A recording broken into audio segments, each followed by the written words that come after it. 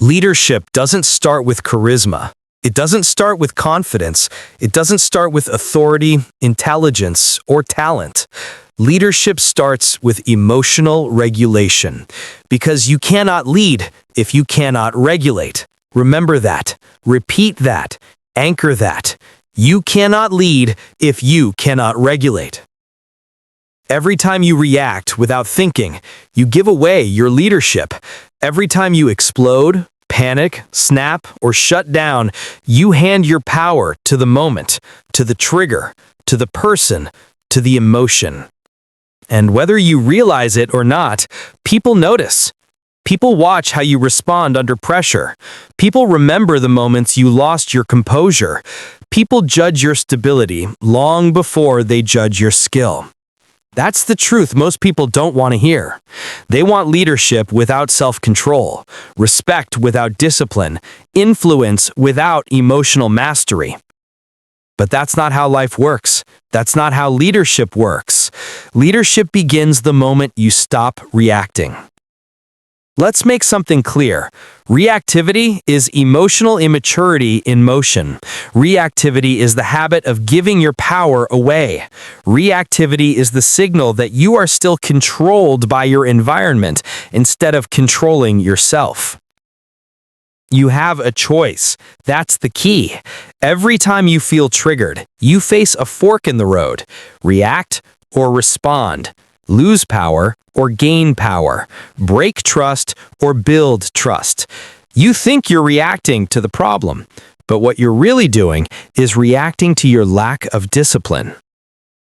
You don't need their permission to be calm. You don't need the situation to be perfect to stay composed. You don't need the world to make sense for you to maintain control. You just need regulation. Because, again, you cannot lead if you cannot regulate. Let's talk real examples. Think about the workplace. One emotionally reactive moment can destroy months of credibility. Imagine a team meeting. A problem surfaces. Tension rises. Everyone looks around to see who will snap first. Then there's you. You breathe. You pause. You analyze. You ask a clear question. You respond without emotion.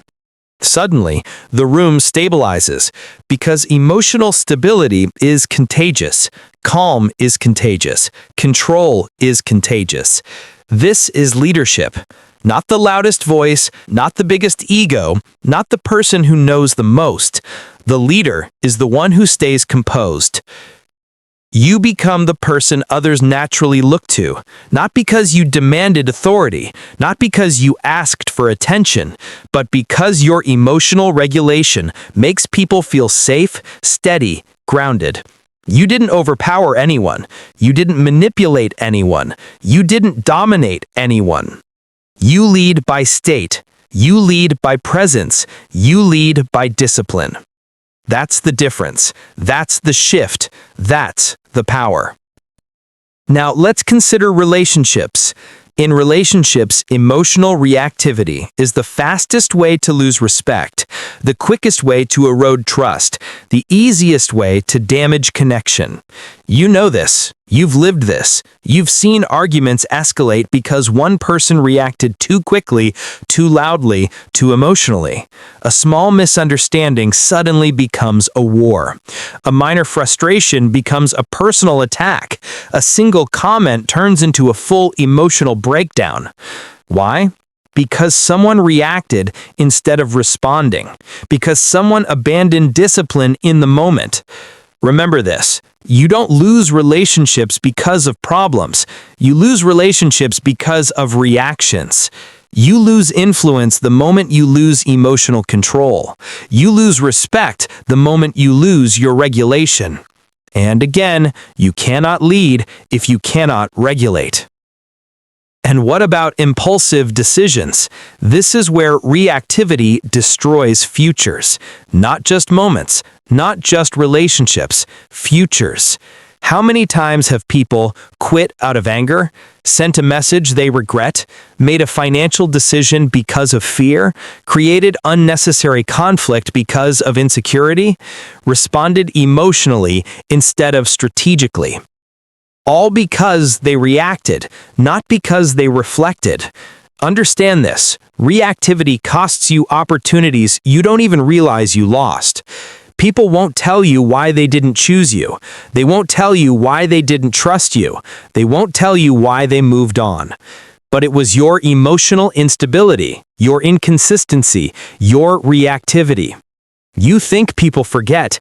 They don't. They remember how you made them feel in the moment, and that memory controls your future whether you like it or not. This is why emotional control is leadership. This is why regulation is power. This is why you must master your reactions. You have a choice every time, every moment, every trigger. Choose leadership, choose regulation, choose discipline.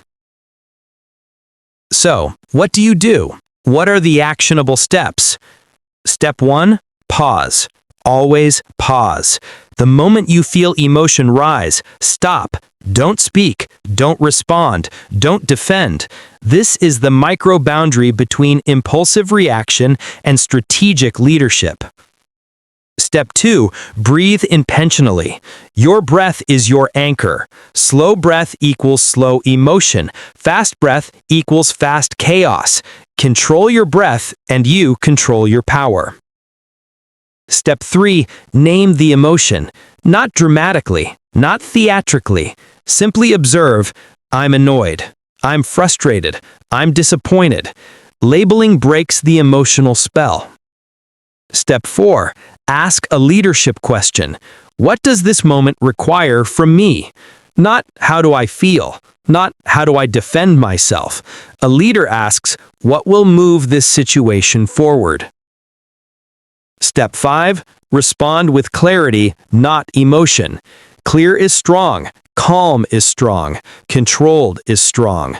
Your response becomes your reputation. This is how leaders rise, not by chance, not by talent, not by force. They rise because they regulate. They rise because they respond. They rise because they manage their inner world before trying to influence the outer world. Say it again. You cannot lead if you cannot regulate. The moment you master this, your entire life begins to shift. People listen differently. People trust differently. People follow differently.